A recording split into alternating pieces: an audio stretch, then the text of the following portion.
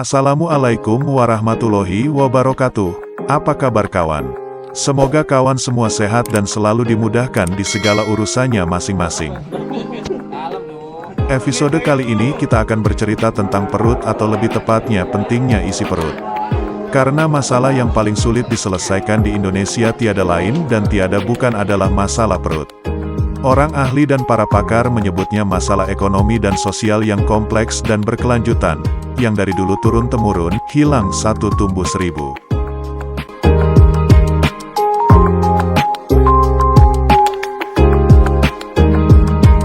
Masalah sosial ekonomi yang signifikan di Indonesia mungkin juga terjadi karena luasnya wilayah Indonesia yang tidak seimbang dengan sumber daya manusianya. Ketimpangan ekonomi antara kota dan pedesaan menjadi faktor penghambat perkembangan ekonomi di Indonesia yang berkelanjutan. Gambaran kondisi ini dapat dilihat dari berbagai aspek seperti pendapatan, infrastruktur, akses terhadap layanan publik, dan kesempatan kerja. Donil! Alah, ini saya tunggul.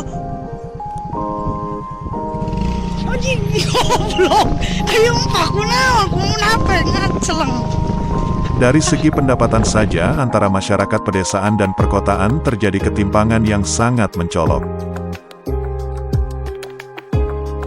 Mayoritas pendapatan penduduk di desa masih berasal dari sektor pertanian dan usaha mikro kecil menengah, yang memiliki tingkat pendapatan yang relatif rendah. Sedangkan di kota, pendapatan penduduk lebih bervariasi dengan adanya sektor-sektor seperti industri, jasa, dan perdagangan. Belum lagi dari infrastruktur di desa yang masih sangat terbatas, terutama dalam hal transportasi dan informasi. Wah, kudu pangku cep ya mah cep, pangku cep. Nah, kita cep, oyageun cep. Hal ini tentu berdampak pada distribusi hasil tani dan update perkembangan pasar. Sementara di kota, infrastruktur yang lebih baik tentu lebih mendukung konektivitas dan mobilitas yang lebih lancar.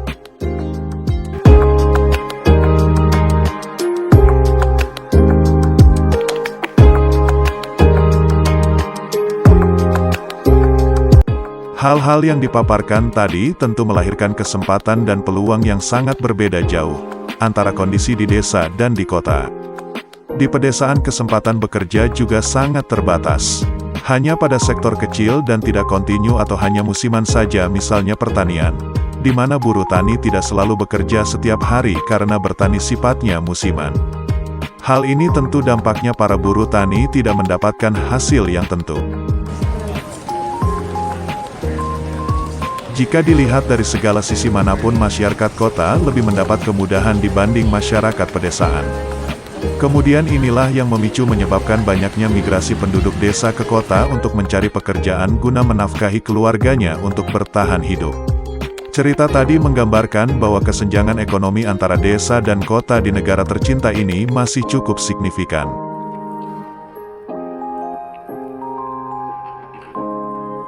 Pemerintah tentunya telah berupaya untuk mengurangi kesenjangan ini melalui berbagai program seperti pembangunan infrastruktur di pelosok-pelosok, peningkatan akses terhadap layanan publik, dan pengembangan UMKM di pedesaan.